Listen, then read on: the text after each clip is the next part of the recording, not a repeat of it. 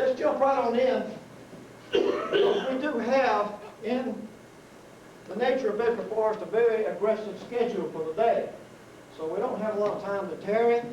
For those of you, as soon as I finish, take your bio breaks, because there will be no toilets on the road out there at all, unless you count pine trees as toilets. So now we will have, of course, a latrine on the bus. Let's jump into the strategic situation. We talked about it yesterday, just a real quick rehash. Basically what we have is Bobby Lee up in Virginia, and Grant is up there, for all intents and purposes, commanding. And what is his mission? Is for all intents and purposes, he's keeping Lee busy, so that Sherman can move down into the South and wreak havoc. Down here, we've got Lee's army down here, we've got Joe Johnston at the time being. Sherman is down there pillaging the South, while Grant is keeping Lee's hands tied. And that's basically our strategic situation.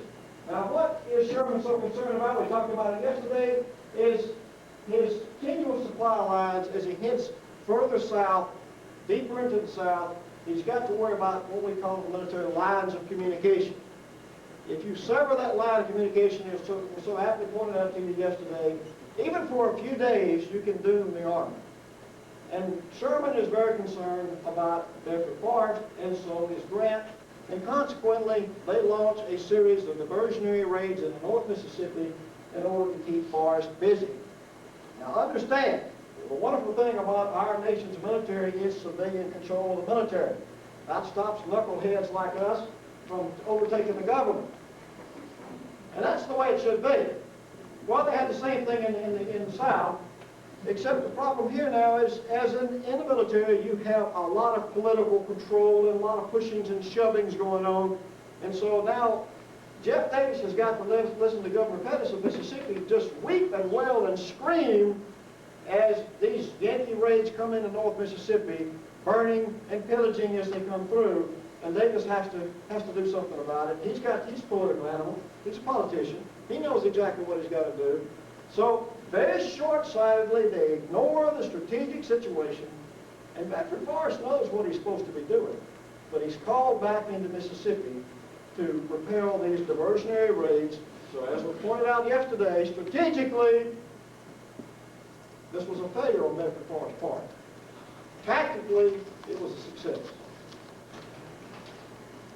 Let's take a look at the composition of the raid. Coming down into Mississippi. Commanding this raid is a West Pointer, Samuel Sturgis, 42 years old. Now, we were told yesterday that there were a lot of second stringers in there. Sturgis has had a good reputation as a fighting officer. He did quite well at Antietam. He fought at Fredericksburg.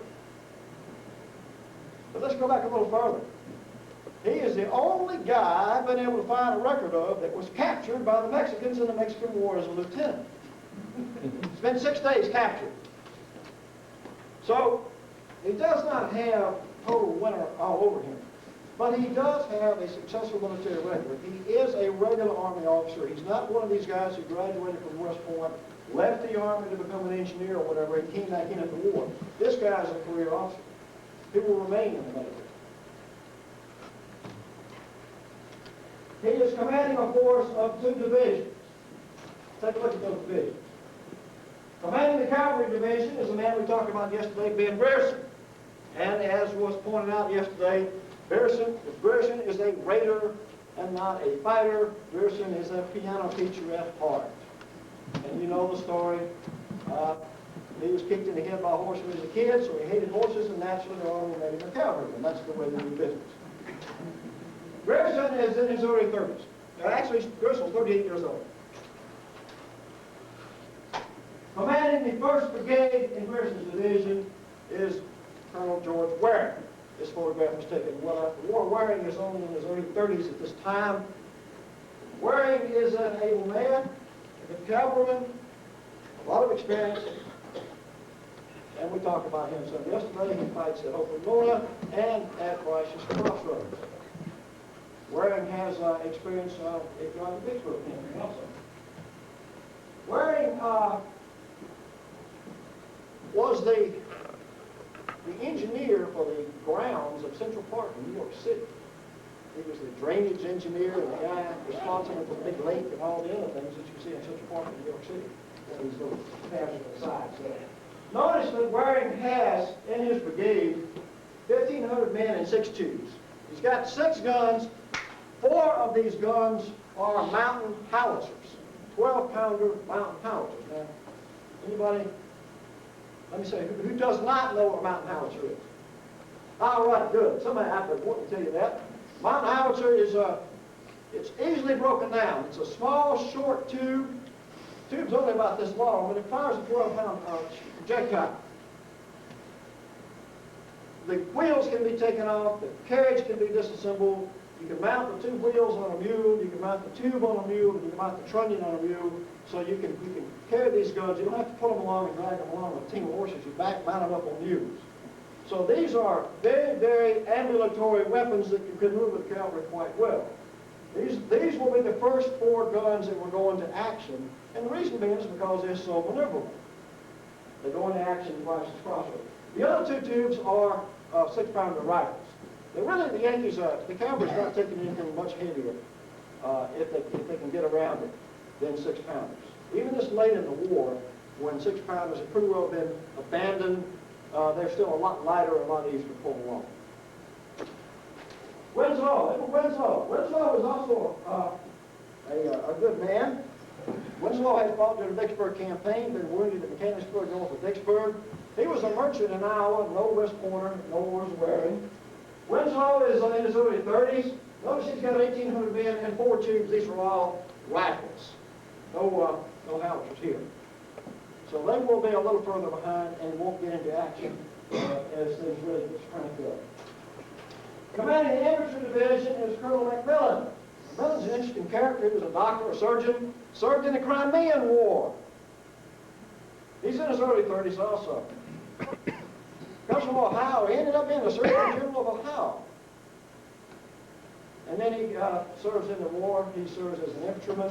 And McMillan is a reasonably able infantry brigade commander. Remember, McMillan is the infantry brigade commander that was left behind when Sooty Smith moved south to North Carolina. When he crossed the Tallahatchie River, he left this infantry brigade behind and proceeded on with his cavalry. Look at this guy. Huh! 45 years old, Alexander Wilkin. Look at those eyes. How'd you like to meet this guy in a dark alley? Huh? Look at those eyes. Are those the eyes of a killer or not? But the guy killed a man in a duel in the Mexican War. He looks like Wimpy, the hamburger man. Last time I saw a pair of eyes like that, I was looking at a photograph of Frederick Benteen in the custard. Right? And then I also noticed one time I was looking at Adolf Hitler, and his eyes looked kind of like that too, right? Maybe it's the mustache. What do you think this guy does for a living? A lawyer! Ha! Enough said. Then here comes the president of an insurance company. So I got the lawyers and the insurance company right at the same time, didn't I? Bam, got you. Okay. Wilkin is an able fighter. Wilkin fights throughout the war as a grunt. Wilkin will be killed at Tupelo 1 month after this battle. If our aggressive schedule pans out, we'll pass by the spot where he was killed, which is now a gas station. Commanding the 2nd Brigade is Colonel Hogue. Hogue is a merchantman, a businessman from Chicago. He's in his early 30s. Hogue has fought in the Vicksburg campaign. He was wounded in the attack on 22 May. Hogue is an able fighter. Notice that they've got 6 guns here, 4 guns here, but these are with the infantry. These are bigger guns, and they're way behind. And these guns will see little action, except for when they fall into Bedford Forest hands, and then they'll become hot real quick. 3rd Brigade, commanded by Colonel Boughton. Boughton was in his early 30s. This photograph was taken the day after the battle.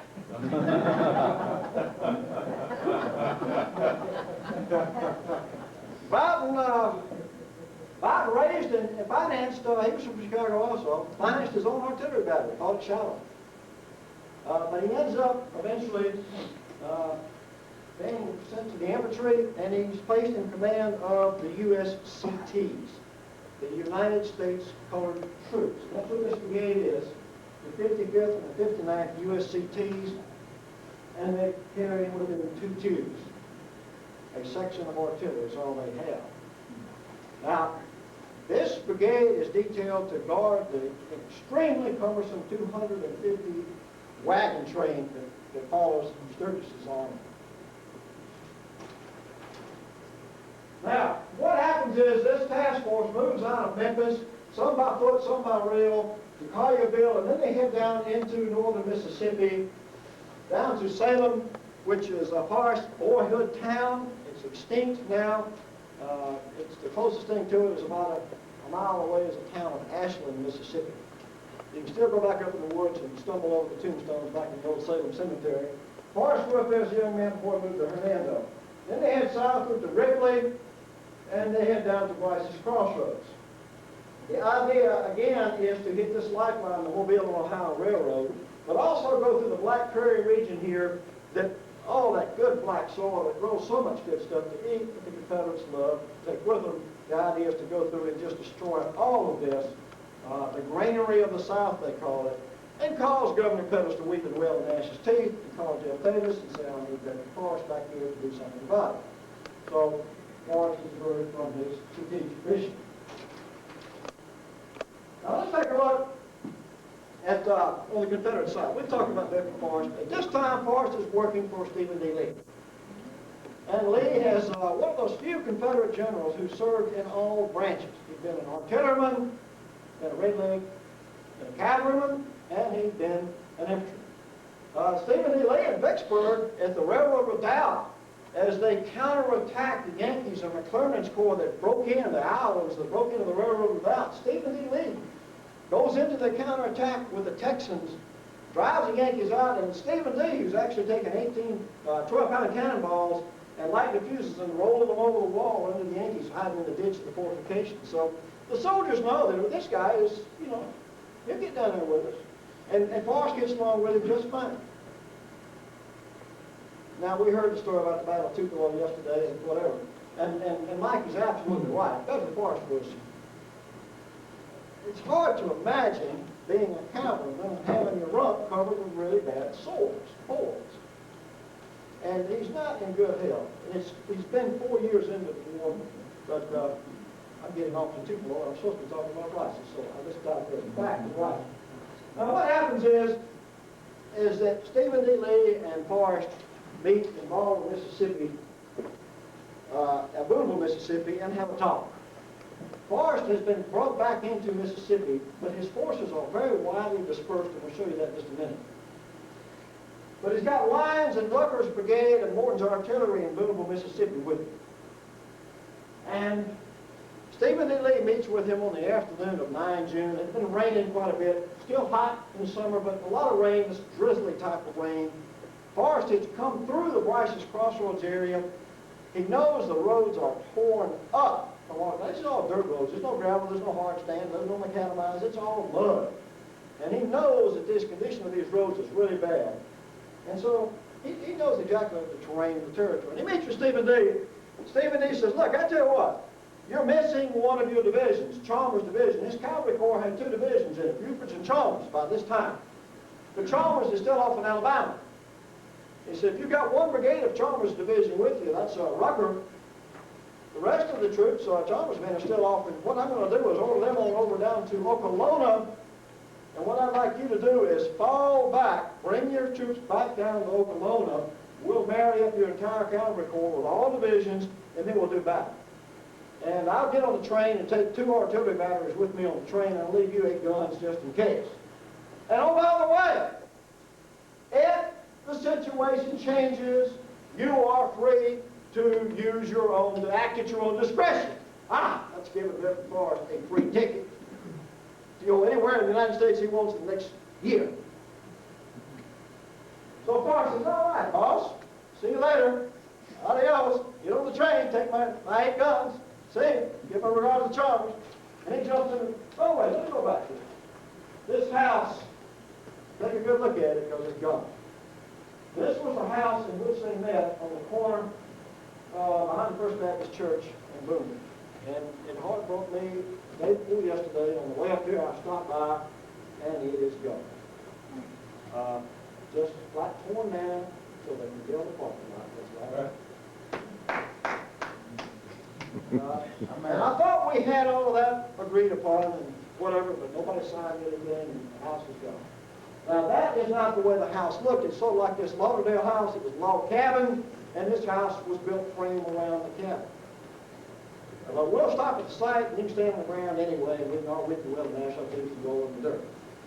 But that's what happened today. Okay, now we look at Forest Corps at the time. Notice that he's only got one division. Double X means a division plus, because he's got an extra brigade assigned to his division, and that's Rucker. See, Rucker actually belongs to Chalmers and the other division. I know I'm talking a lot of Army talk, but you need to kind of understand the organization here. What he really has, Buford really has in his division is Lyons and Bell's brigade. But for this order of battle, Rucker has come over, and he's in town in Louisville, and Johnson has come from Raleigh's division, which is pretty well an independent operation up in North Alabama. And then you have Morton's artillery. One thing I neglected to tell you yesterday, and Brian so ably pointed out to me, is about the Forrest saber. Mention I told you that Forrest eschewed the saber. Said, I don't like my folks using saber. But in Trenton, Tennessee in 1862, when they captured some supplies, he looked and he saw a big, huge 1840 Horseman's Dragoon saber. And he says, man, I like this big knife, but it ain't sharp enough. So he sharpens it from the tip to the hilt like a razor all the way down the side. Then he looks at it and says, you know, I think I want it sharp on both sides. So he flips it over and he sharpens the other edge, and it took a lot of grinding to grind that top flat edge down. Now he's got this giant 3-foot razor blade sharpened on both sides. And Forrest was born left-handed, but that was considered a sign of weakness in those days to be left-handed. So he forced himself to learn how to be ambidextrous.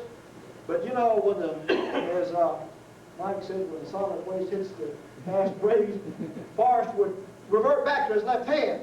So a lot of times when they really get into the thick of it, you see Forrest with that saber in his left hand once it entered his pistols. And we see all the time at Shiloh and at Oklahoma, Forrest is out ahead of his men, seemingly by himself. And they say, well, he's so full of the fire of war, he's charging in front. And I say, as a more practical reason, would you want to be around a guy swinging a saber like that? No, Hey, boss, you going ahead. I'll catch up. Whatever. Okay. Let's look at some personalities here. Abraham Buford, Abe. Abe was a West Point. Now, Forrest does not like West Point. You know that. But, you know, Abe, they don't get along too bad. Abe has got a lot of experience. He's the old man almost. He's 49 years old, and that's old for a soldier. Soldier's a young man's good. And Abe weighs 300 and some odd pounds. He's a big fellow. He's got to wear his sword across his shoulder, but he can't get it around his waist. And as Ed Barr says, he has a stentorian voice. So we'll see what Abe does with this stentorian voice later on. But you can hear him all over the battlefield. Abe fought at Champion Hill, that amateur brigade Champion Hill, and has good fighting experience. Comes from the Kentucky region. He was president of the railroad before the war, and sadly after the war he'll commit suicide.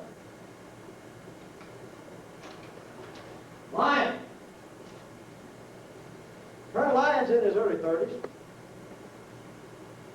Lyon is a good fighter. Lyon was captured at Fort Donaldson and spent 6 months in the field. Let me count. And he does not have a lot of love for Yankees. And they don't like him either. A lot of bad things have happened back and forth. And during the Vicksburg campaign, he harassed the federal rear on the Big Black River, and I think he was termed to be a rude and overbearing character. Why is a West Pointer? But he does well. He does well. And Forrest shows a lot of faith in him at the Battle of Price's Crossroads. Notice the lion has with him 800 troopers. These will be the first of the soldiers to really deploy on the field. Howdy, Bell. Bell's a Tennessean. Bell is about 40 years old. Bell has been a planner, no military experience. But he seems to be one of these guys who understands Forrest and knows what he needs to be doing. And Forrest seems to put a bit of faith in him, too. And I mentioned yesterday I like that name. I can just imagine old veteran out there in the battlefield. You know he didn't say, Colonel Bell, get over here. I can hear him now. Tyree! Here, not there, here! I always wanted to name my bird dog Tyree. Tyree Bell, get over here! Bell's got the big brigade, 27, almost 2,800 men. But Bell is far away. We'll talk about that in a minute. Rucker. Then Rucker comes from Chalmers Division. Forrest liked what he saw of Rucker because, and Rucker's in the early 30s also. Rucker does not have any formal military education, but he liked what he saw of Rucker at Chickamauga. And so he wants a guy like that with him. Rucker has Mississippians and Tennesseans with him. The 18th Mississippi and the 7th Tennessee. And we're very fortunate because the 7th Tennessee had some very prolific writers in that regiment. So we can really see the battle from the soldier's eyes, and we'll be able to do that today. 7th Tennessee with Rucker. Rucker will get packed in the abdomen, in the stomach, at Price's Crossroads, have his horse shot from underneath him with 5 bullets in the horse, and old Rucker just keeps going. That's what Veteran Forrest likes about Rucker. Johnson's brigade is small, only 500 troopers. Little is known about Johnson. He's an Alabama, that's about all we know about him. A young man, there's not really much recorded about Johnson.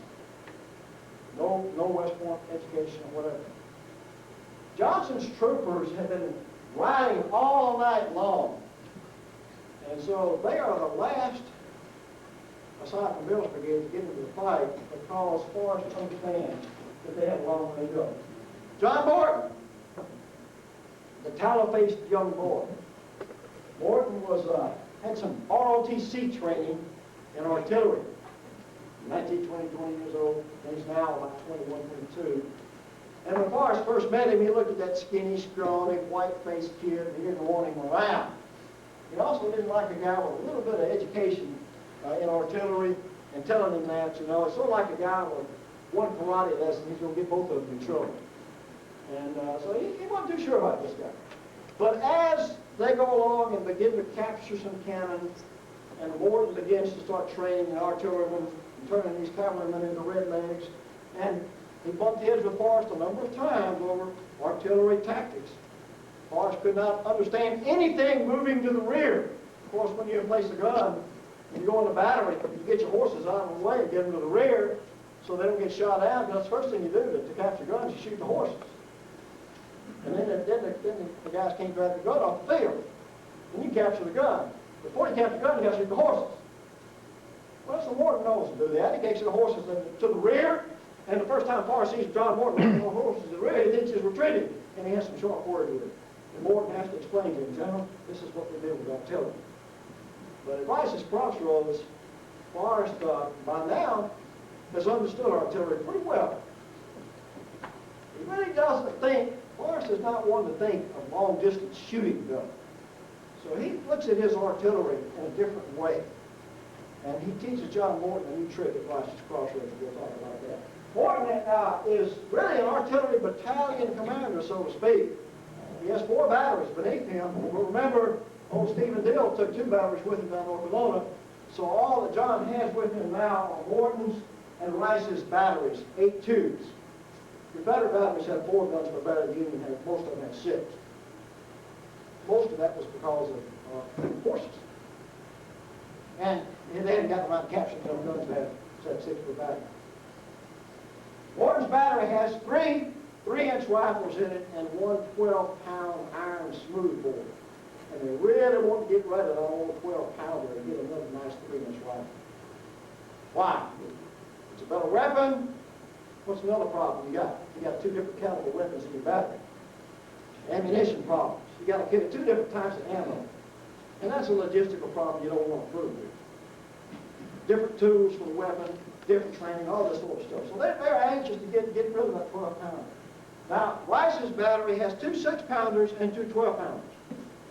Now, the bad news about a 6-pounder is not as much range and not as much firepower, but the good news is those 6-pounders are just excellent for firing canister.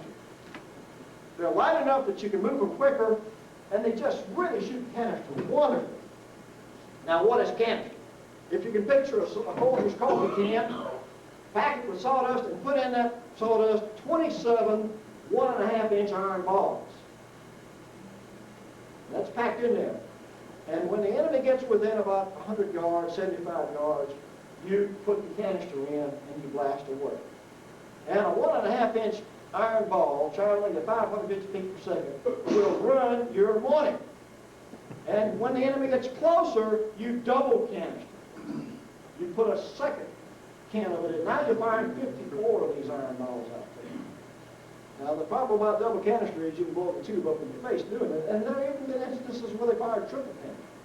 But bronze tubes would withstand this better than your iron tubes because the metal was more malleable to take the expansion of the heat. But the 6-pounders we'll see in the Battle of Rice's Crossroads are the ones that seem to get up closest and do the most damage. Why? Because they are the better weapons for canister. All right, let's look at the positions here. On the 9th of June, slogging through the mud, we find Sturgis's command of McMillan's division, infantry, and Burrison's division, cavalry, at Stubbs's farm. Stubbs's farm is 9 miles from Rice's Crossroads. Problem now with Forrest. Forrest, you see how dispersed he is. Bell's big brigade of almost 3,000 men is up in Rienzi. Tyree is up there, and Will's alone handling the Rienzi automobile on the Ohio Railroad.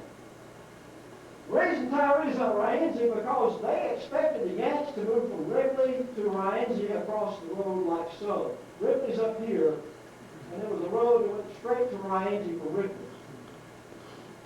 That was the better road. So Forrest figures they'll go that way.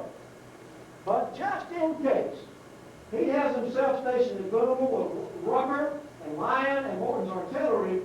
At about 0200 hours in the morning of the 10th of June, in comes Johnson. Johnson's riding hard from Alabama. His 500 troopers get in the wee hours of the morning and go in the encampment at Ball in Mississippi. 500 here, 700, 800, 700, and 2787 up here. So you can see, dispersion-wise, Sparta's got a problem. He's got a big brigade 25 miles from Rice's Crossroads. He's got a Boonville, he's 18 miles from Rice's Crossroads. And at Baldwin or Old Carrollville, he's 6 miles from Rice's Crossroads. And Sturgis has his entire command 9 miles from Rice's Crossroads. Looks like Sturgis has the tactical advantage, doesn't it? This is where Sturgis was encamped the night before the battle. The Stubbs' farm is back up in the trees in this distance. It's long gone, but behind these trees and a pine grove is the old Stubbs farm cemetery. Vandalized to the nth degree, but it's still there. And this is on the road in which they traveled. Of course, no gravel in those days, all mud. Sturgis' command doesn't get up. The cavalry moves out at 5:30. Remember we talked yesterday about old Bedford getting an early start every day? What time's he on the road in the morning? 0400 hours. You did not want to even think about cooking coffee when you got up to Bedford Forest because there wasn't time for it. 0400, his troops are on the road. 0530, the cavalry gets on the road on the Union side, and the infantry cooks bacon and eggs and don't even hit the road till 7 o'clock. Now that is late afternoon in Army Park at 7 a.m. They're way late to North Shore. First thing that happens, they get down to the Hatchie Bottom here, the old road here, there's a Hatchie right here. And this is why Forrest did not think they'd be going this way. Because there's 4 different times you've got to cross the Hatchie to get to Bryce's Crossroads if you take this road here.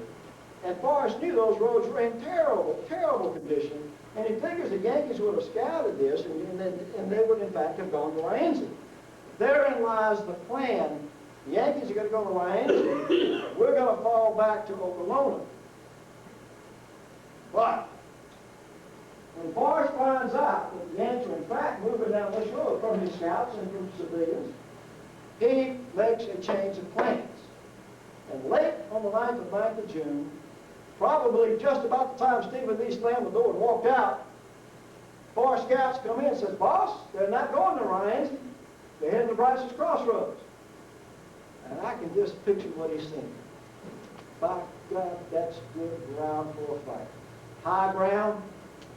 I get to the crossroads. I catch them coming up out of the Tallahatchie Creek bottom. Woo, mercy. Put the artillery up there. Catch, oh, Lord, let's go. I want everybody on the move. Send word up to Bell. Rucker, you and Lyon head out. Send word down to Johnson. We'll move on down to Bryce's. I want everything on the move by 0400 hours, no excuses. Yes, sir, General. Let's go. So they head on out. And this is a stretch of a wire road going through a man's backyard. You'll see it this morning. As they head down to Bryce's. That's about all. There's a couple 100-yard stretch left of the road. Most of it's all long gone. Modern highways have destroyed it. But there is a little tiny stretch there. And every now and then I'll go there and pay homage to Bedford Forest. And we'll walk down there. Now, as they're heading down the road, Forrest told Lyon, "I want you to move out in front." And as they're riding down the road, Forrest has a discussion with him. And today we would call that a commander's estimate.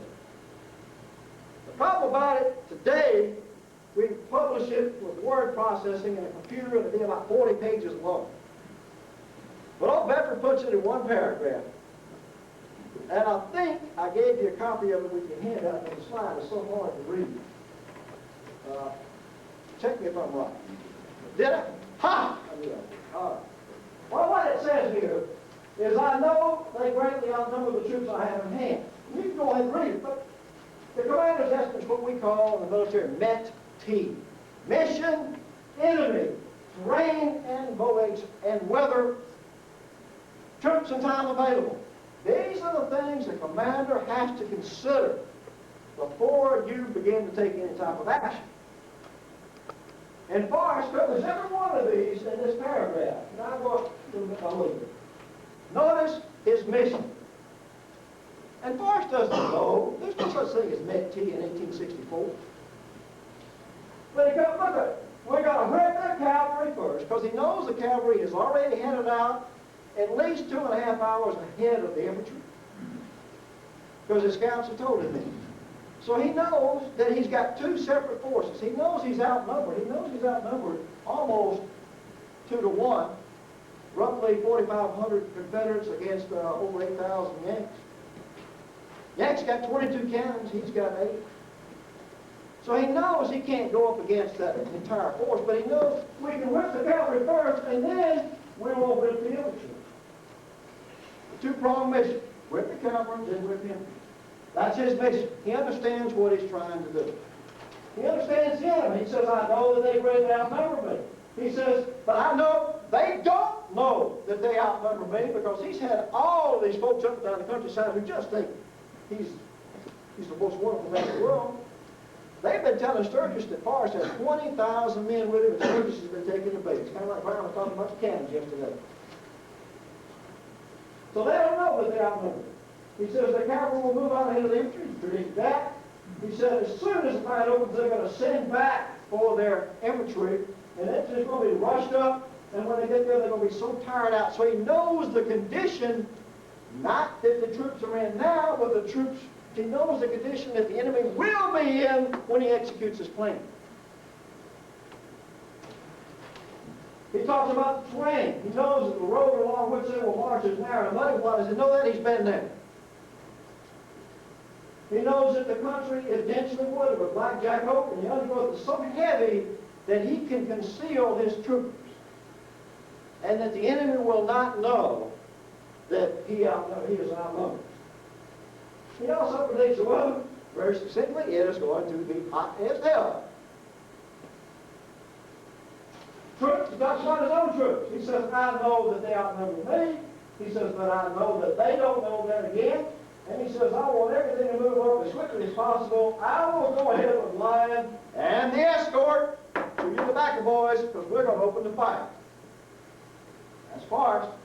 David commanded was, come on, boys! Not go get them, but come on, boys! Which means he's at the head. Time available talks about that. He knows that the enemy's going to be making slow progress.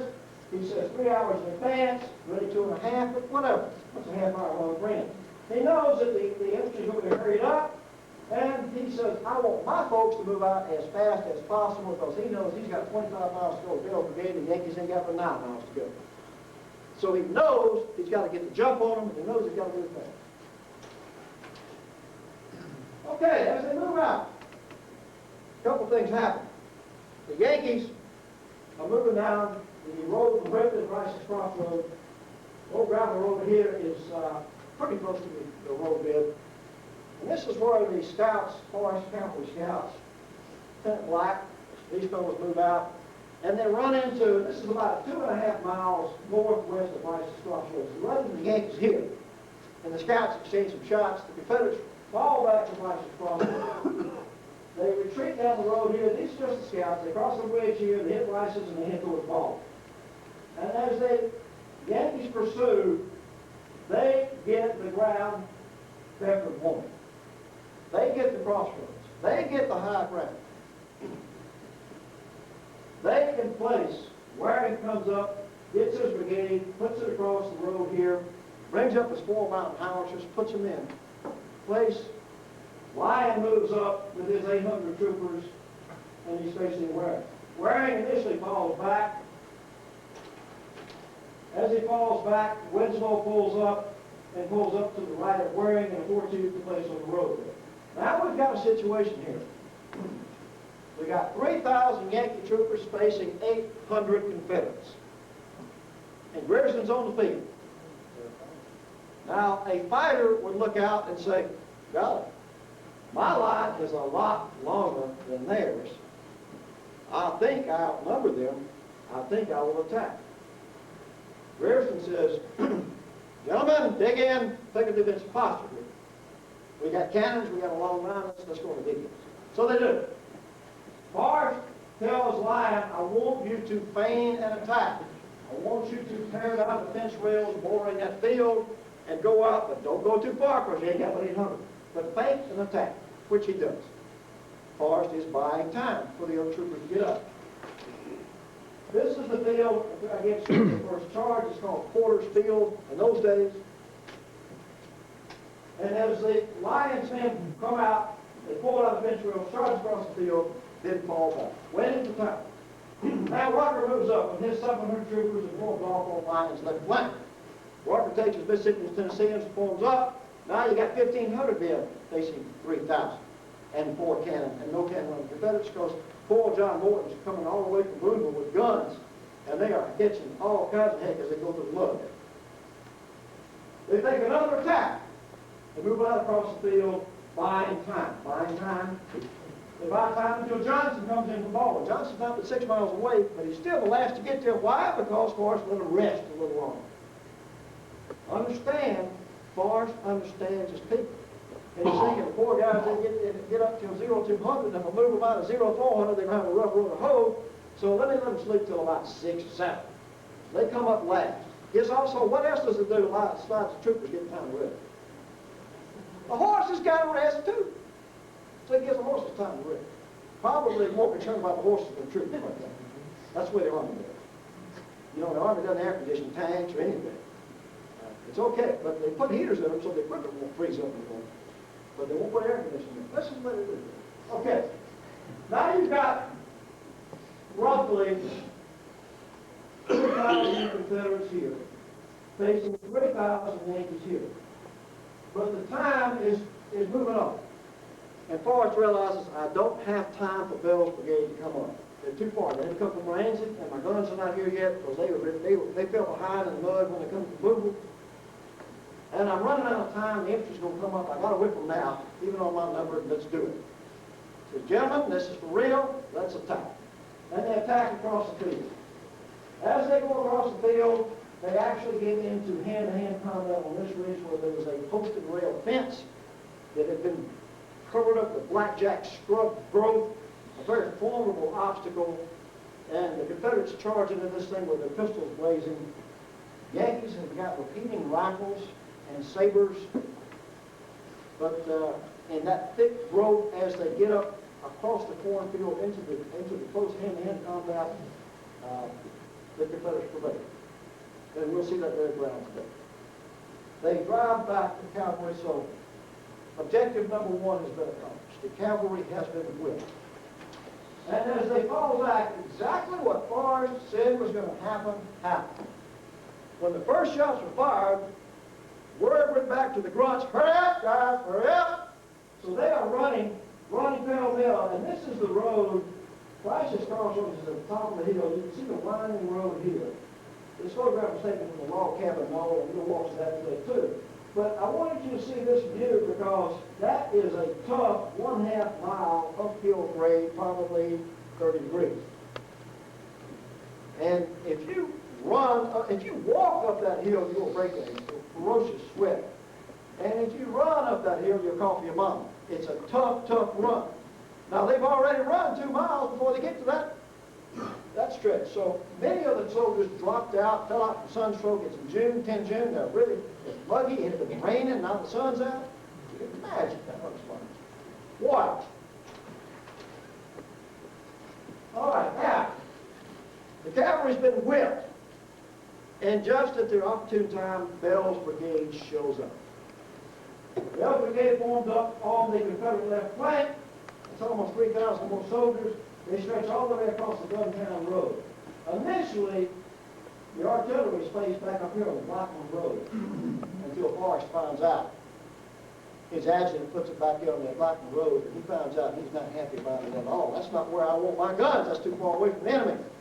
So he has to move forward. And now comes time to attack the infantry. The infantry has showed up.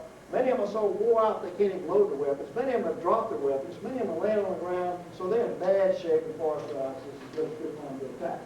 They move John Morton's guns up to the front, as I mentioned, right along this rise here. Puts all 8 tubes here along this rise. And they start blasting away. Now, they're not even 60 yards in front of the enemy. Now they're firing canister. Where's Sturgis? Sturgis is back on the other side of the Gettysburg Creek, down the creek bottom. Can't even see the battle from here.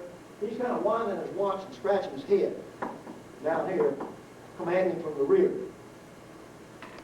And Forrest is up front, supervising everything that's going on. The infantry actually, because of their superior numbers, and they still have, those cavalry haven't disappeared, they've just fallen back. And remember, there are 22 cannon back there. But they've all been bunched up around the White House, and they're very ineffective. But they do, the infantry does manage to make a breakthrough, a penetration. And they actually start a counterattack and start breaking through the line. And that's where Forrest takes his tactical reserve of Tobacco Chewing Escort Company. He dismounts, and this painting is inaccurate because he has his blouse off, which was considered extremely immodest in those days. But he had his blouse off and his shirt sleeves rolled up, as one private says, looking the very god of war. And he leads the attack through the blackjack grove, over the rails, and then drive the Federal infantry back. Meanwhile, remember Forrest's famous flanking movement? When he got to Old Carrollville, way back, he told the 2nd Tennessee, I want you to take a by road. Old Clark Bartow, remember Bartow from the lecture yesterday, who was commanding Bell's brigade because Bell was sick? And now Clark's back, Bell's back, so Clark has been demoted back to a regimental commander instead of commanding the brigade. And Clark Bartow was taking the 2nd Tennessee. They'd come down this narrow road, here's this old farm lane, and they start hitting the Yankees off on the left flank. Now, what's happening is Bowden's brigade back here is back here with those 250 wagons, and this is the most remarkable thing to me. They crossed the wagons across the creek and parked them in an open field on the battlefield side of the creek, putting a major obstacle between them. It's astounding to them. And the only way across this creek is through this bridge here. So now you got 250 wagons here, and the blacks of the 55th, 59th, 260 are guarding those wagons. When Bartow comes around here, he stirs up quite a motion. Forrest also sends his escort around down here to start hitting the Yanks on their right flank. So he starts a double envelopment movement. You can see the escort company down here, you can see Bartow here, and at the same time he does this, he tells John Morton, I want you to take 4 of your cannon, I want you to double shot them with canister, and I want you to roll them down the road here directly at the Yankees.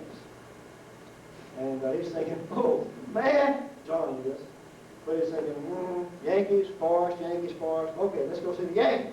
He takes those 6-pounders, a couple 12-pounders, double shots them with canister, and rolls them down the road firing as they roll, and point blank in the Yankees.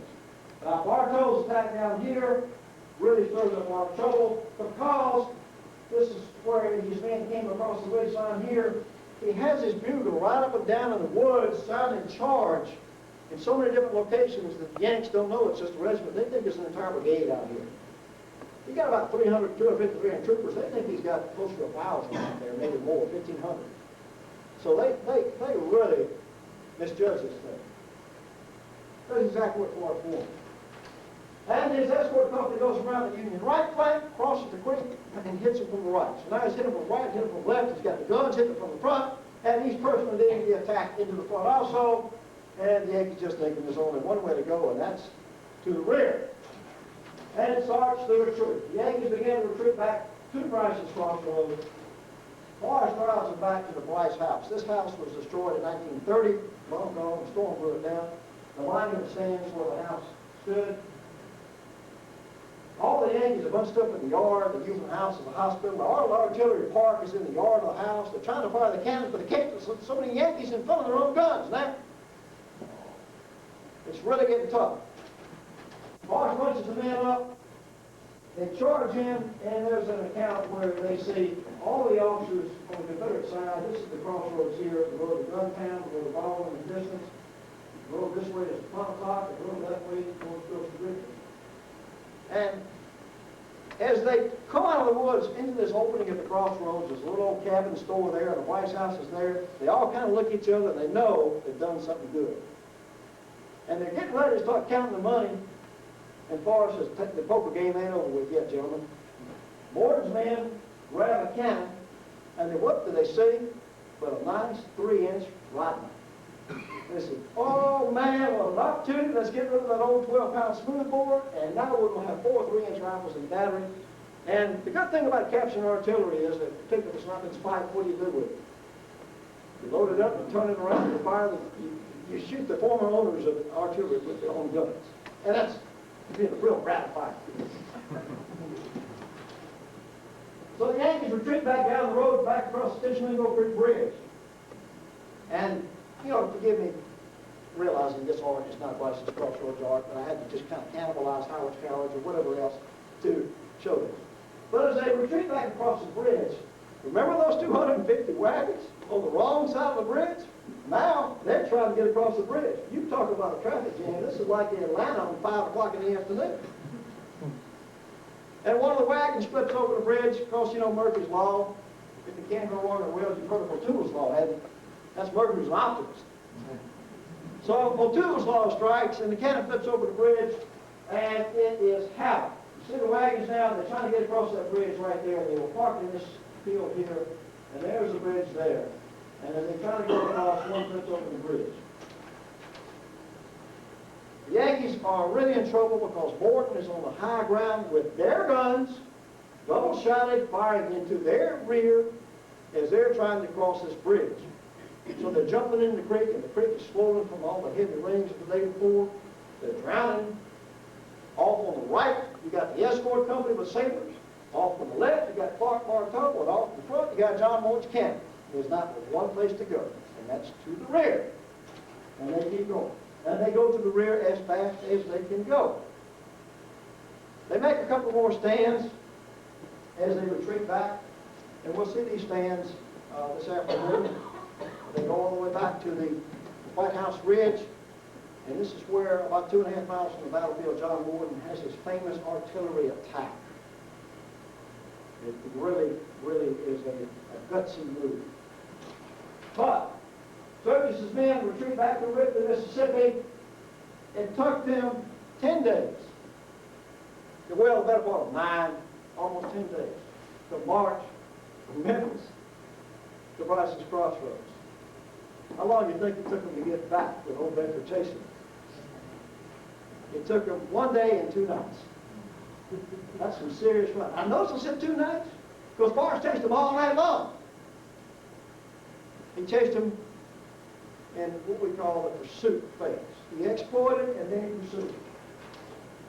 He pursued them back through his hometown of Salem, Mississippi, old cabin there where Salem used to be. And eventually Forrest just is so exhausted because he has been leading the attack all night long. He's fought all day on the 10th of June. He's attacked all night long and all day of the 11th. And then that night, late that night, up around Salem, he drops out of the saddle out of sheer exhaustion. And I know the shooter was thinking, finally, the old man's down and we can rest. And so that calls off pursuit. And the stragglers straggle back into Memphis in another day. Sturgis is brought before a board of review. How can this happen? How can 10,000 Yanks be whipped by less than 5,000 Rebs? And these men have been handpicked, and I give them the best equipment, the best guns, the best rifles, the best horses, 250 wagons full of ham, cheese, and biscuits, and coffee and sugar, and they get whipped like this. And Forrest captures all 250 wagons and almost all the artillery, 20 to 22 pieces, and 300,000 rounds of ammunition, and so on and so on and so on. How does this happen? So they have this board of inquiry thinking about court-martialing. And one of the counts was, well, Sturgis was drunk because they saw him take a swig of whiskey at the White House Ridge with McMillan. Well, McMillan was a doctor, so it was for medicinal purposes, wasn't it? Actually, it was all long over with by the time they got to the White House Ridge. And it was very common practice in those days to carry a flask in your coattail pocket and take a swig now and then. Kept the germs out. So, yeah. But anyway, he's a West Pointer, a career officer, and they do not do anything about it. But Sturgis will ride the rest of the war out of the desk. And after the war, he's still in the regular army, and he goes out west. Now he's no longer a general. He's been gone back to his temporary rank, his permanent rank now. He's a colonel. He's given a cavalry regiment out west. And as he's trying to do the best he can, he's got a son in the regiment, Lieutenant Jack Sturgis. A lieutenant colonel is assigned to him that is particularly obnoxious. You can't get along with this guy. Second in command. Sturgis sends a memo back to Phil Sheridan. Said, this guy is obnoxious, I don't want him around, get rid of him. Turns out this lieutenant colonel was real good friends with Phil Sheridan. And Sturgis is sent off on a recruiting soiree to St. Louis. And this lieutenant colonel takes temporary command of the regiment. This is one of the Paul Harvey rest of the story. One of them was the 7th Cavalry. The lieutenant colonel was George Armstrong Custer. And the youngest man killed at the Little Bighorn was Lieutenant Jack Sturgis, the youngest officer killed. Some soldiers are born unlucky, as Ed Ball said in his book. So Sturgis just, obviously, you didn't mention the name of George Armstrong Custer around St. Sturgis for the rest of his life. Okay. That should wrap us up on Bryce's Crossroads. And rather than take questions now, because we do have an aggressive schedule, let's take a bio break, and then we have all that on there and get into questions, and we'll load up on the bus. Let's try to fill the bus by no later than 10 a.m., please. Take that 5:15 after. I gotta break down some projections.